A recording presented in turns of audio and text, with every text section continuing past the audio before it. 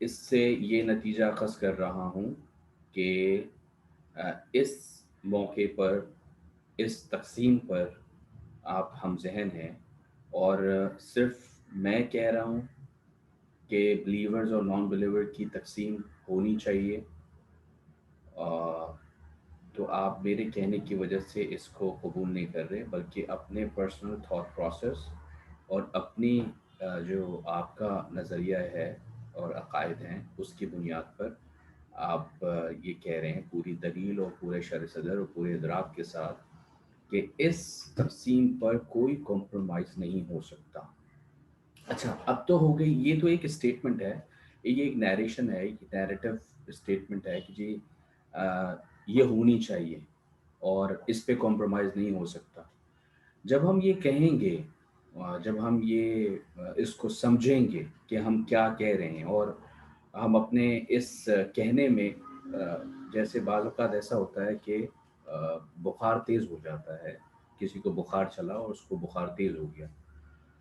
تو تیز بخار کی وجہ سے وہ کچھ بولنا شروع ہو جاتا ہے، کوئی ایسی چیزیں بولنا شروع ہو جاتا ہے جو بے معنی سے لگتی ہیں۔ عموماً ان تمام چیزوں کو اہمیت نہیں دی جاتی اور یہ کہا جاتا ہے کہ یہ ایک ہیجانی کیفیت کی وجہ سے اس قسم کے بے معنی جملے اس کے منہ سے نکل رہے ہیں۔ تو یہاں پر یہ ساری چیزیں جو ہم کہہ رہے ہیں کہ یہ تقسیم ہونی چاہیے، اور اس تقسیم کو ہم ختم نہیں کر سکتے، اور یہ تقسیم ہمیشہ باقی رہے گی ہمارے اس پورے تعلیمی دورانیے میں، اور جب تک ہمارے پاس بچے آئیں گے اور جب تک رہیں گے ہم اس پہ کمپرومائز نہیں کر سکتے۔ تو پھر ہمیں اس کا مطلب سمجھنا پڑے گا، اس کا مطلب کیا ہے، اور ہر جگہ پر ہمیں یہ سمجھنا پڑے گا کہ بلیورز اور نان بلیورز کی جو روٹس ہیں وہ روٹس کیا ہیں۔ میں نے پہلے بھی پہلے سیشن میں بھی بتا دیا تھا، یہاں میں چونکہ ایک یہاں پھر ایک موقع ہے اس چیز کو ڈسکس کرنے کا، اس لیے میں یہاں دوبارہ کر دیتا ہوں کہ بلیورز بنتے ہیں اپنے آ، آ، کسی بلیف سسٹم سے، ٹھیک ہے، اور نان بلیورز کہلائے جاتے ہیں کسی بلیف سسٹم کو ریجیکٹ کرنے کی وجہ سے۔ جس بلیف سسٹم کو ہم اون کرتے ہیں، ہم اوبے کرتے ہیں، ہم جس کے لیے اپنی جان تک دے سکتے ہیں، اس بلیف سسٹم کی جو بنیاد ہے وہ تین باتیں ہیں، وہ تین چیزیں ہیں، وہ تین ستون ہیں، وہ تین پلرز ہیں، اور اس میں پہلا پلر ہے توحید کا۔ پوری ایجوکیشن میں جب بچہ، میں بہت فوکس ہو کر صرف اپنے اس اسکولنگ پیراڈائم کی بات کر رہا ہوں، یعنی پری نرسری سے لے کر اور میٹرک تک، اور اگر میں 2 سال کالج انٹر کے ایڈ کر لوں تو پری نرسری سے لے کر اور کالج لیول تک یعنی 12ویں تک۔ اگر کوئی بچہ ہمارے پاس 3 سال کا آتا ہے اور 12ویں جماعت تک ہمارے پاس پڑھتا ہے، تو 15 سال کے تعلیمی سلسلے میں اور 3 سال کا وہ آیا تھا، یعنی اس 18 سال کی عمر میں ہم توحید پر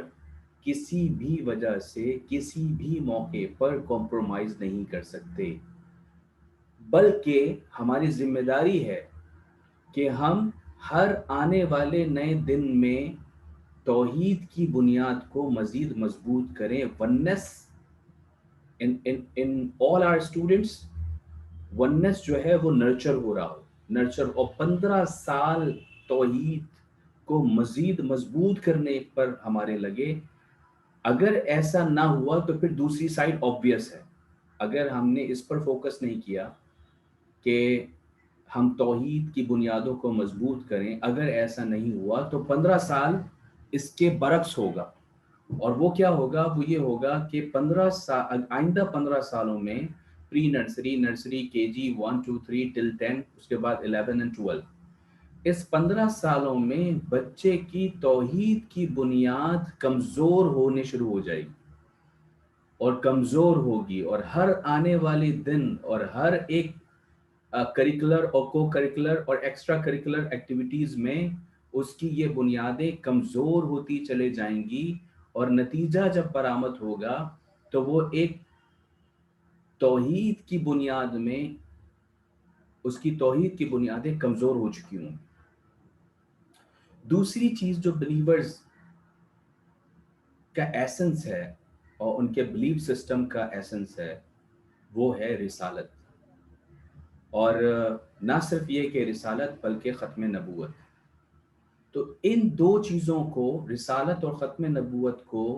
پری نرسری سے لے کر اور گریڈ 12 تک بچے جو ہمارے پاس رہیں گے روزانہ اس پہ کام ہوگا. اور کسی بھی سبجیکٹ میں، کسی بھی مضمون میں، مضمون کے کسی بھی حصے میں، کسی ٹاپک میں، کسی عنوان میں، چاہے وہ کریکولر ایکٹیویٹی ہو، چاہے وہ کو کریکولر ایکٹیویٹی ہو، چاہے وہ ایکسٹرا کریکولر ایکٹیویٹی ہو، ہم یہ اجازت نہیں دے سکتے، ہم اس کو برداشت نہیں کر سکتے، ہم اس پہ کمپرومائز نہیں کر سکتے کہ اس کی رسالت یا ختم نبوت کی بنیاد کمزور ہو. بلکہ ایز این اسلامک اسکول ہماری یہ ذمہ داری بنتی ہے، بنے گی، عائد ہوگی، عائد ہے، اور اس کو اون کرنا ہے اور اس لیگیسی کو آگے لے کے جانا ہے کہ روزانہ کی بنیاد پر ہر جگہ پر ہر انداز میں بچے کی رسالت اور ختم نبوت سے متعلق بنیاد مضبوط سے مضبوط سے مضبوط سے مضبوط تر ہوتی چلی جائے. اور اگر یہ کام ہم نے نہیں کیا تو پھر اس کے برعکس کام ہوگا، اور نتیجہ جب نکلے گا تو نتیجے میں یہ نکلے گا کہ رسالت کی بنیاد کمزور ہونے کی وجہ سے وہ سنت پہ کمپرومائز کرنے والا ہوگا، اور آپ صلی اللہ علیہ وسلم کی تعلیمات کو، اور آپ صلی اللہ علیہ وسلم کے رتبے کو، اور آپ صلی اللہ علیہ وسلم کی حیثیت کو، اور آپ صلی اللہ علیہ وسلم کی شان کو پہچان. شاید الفاظ میں کہیں اس کے پیچھے گاڑی میں لکھا ہوگا، گاڑی کے پیچھے شاید لکھا ہوگا وی لو محمد، لیکن لیکن لیکن اس کی پوری زندگی آپ صلی اللہ علیہ وسلم کی محبت کے عملی اجرا سے خالی ہوگی. تیسری چیز جو بلیورز کا ایسنس ہے وہ ہے آخرت. بلیورز کا جو ایسنس ہے وہ آخرت. تو کریکولم کے کسی بھی حصے میں، چاہے ایجوکیشنل فلسفی کی بات جب آئے گی،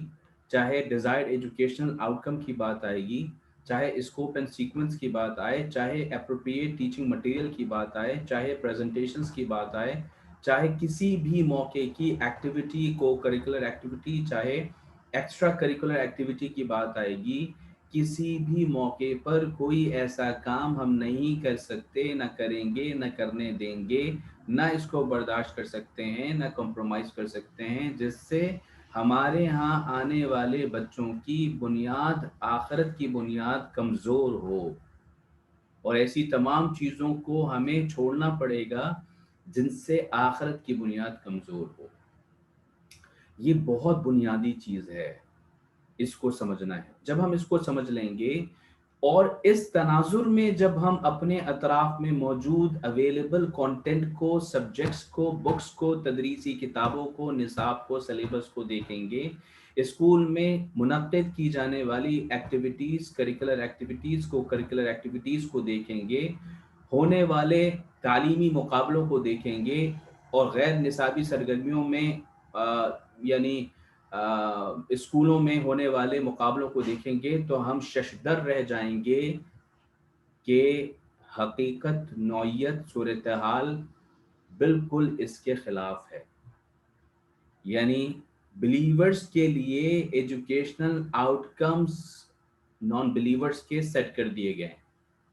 بلیورز کے لیے scope and sequence and teaching materials وہ نان بلیورز کے استعمال کیے جا رہے ہیں. تو دیکھیے، ایک تھیوری ہے، اس کو کہتے ہیں انسیڈنٹ ہارم آف اسموکنگ. آدمی کہیں پر بھی اگر یہ لکھا ہو کہ سگریٹ نوشی منع ہے، سگریٹ پینے سے آپ کو کینسر ہو جائے گا، اور میں سگریٹ کا ایک پف اگر لوں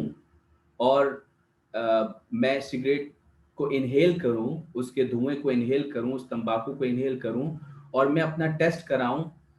تو پاکستان کی کسی لیبارٹری میں بھی یہ نہیں آئے گا کہ مجھے کینسر ہو گیا، क्योंकि एक दफ़ा ऐसा करने में कैंसर नहीं होगा, लेकिन फिर भी मना किया जाता है। और उसकी वजह ये है कि एक चीज़ की कंसिस्टेंसी इम्पैक्ट क्रिएट करती है। और मैंने आपसे कहा कि जब बिलीवर्स अपने एजुकेशनल आउटकम्स को नहीं पहचानेंगे और इससे गफलत बरतने की वजह से एक एडॉप्टेड और एक अवेलेबल और रिवाजी चीज़ को अडॉप्ट करके इम्प्लीमेंट करने का हिस्सा बन जाएंगे, तो फिर आपको काम करने का मौका नहीं मिलेगा। आपको आपके पास फिर कोई चांस नहीं होगा और नतीजा निकलेगा एक अरसे के बाद, और उस वक्त आपके पास पीछे जाने का कोई रास्ता नहीं होगा। अल्लाह ताला हमें ये बात समझने की तौफीक मरहमत फरमाए। मैं और बहुत स्पेसिफिक होकर नहीं समझा सकता। और आप लोग माशाल्लाह समझदार हैं, और जिस अंदाज से मैंने इशारा किया आप उसको समझ जाएंगे इंशाल्लाह। अगली बात वो ये है कि बड़े मज़े की है,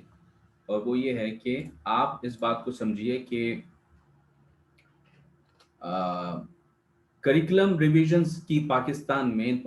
the curriculum has undergone several revisions. Pakistan में इसकी हिस्ट्री क्या है, ठीक है, कब कब करिकुलम रिवाइज किया गया। तो सबसे पहले 1975-76 में जब 73 का आइन पास हुआ, उसके बाद जो निसाब हमारे लिए हमें बताया गया वो 75-76 में बताया गया, और उसके बाद 10 साल के बाद उसका रिव्यू किया गया 84-85 में, उसके बाद 94-95 में, उसके बाद 2000-2002 में, उसके बाद 2006 में, और अभी इस वक्त 2000 ये जो गवर्नमेंट है ये सिंगल नेशनल करिकुलम पे काम कर रही है ऑलमोस्ट 2018 में। तो करिकुलम रिवीजन के बावजूद